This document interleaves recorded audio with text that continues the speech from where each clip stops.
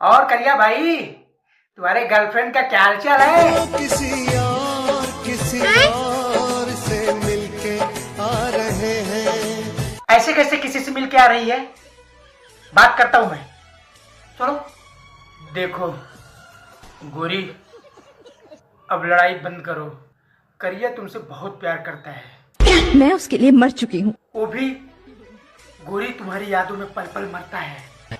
तो कह दो उसे कि उन यादों की चिता बना के जला दे। उसकी चिता का उड़ता हुआ धुआं गोरी तुम्हारे प्यार का होगा।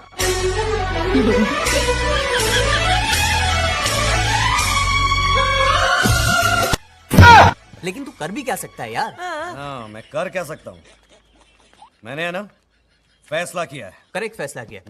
तू कुछ नहीं कर सकता। मैं कुछ नहीं कर सकता। मैं कुछ नहीं कर सकता। मैं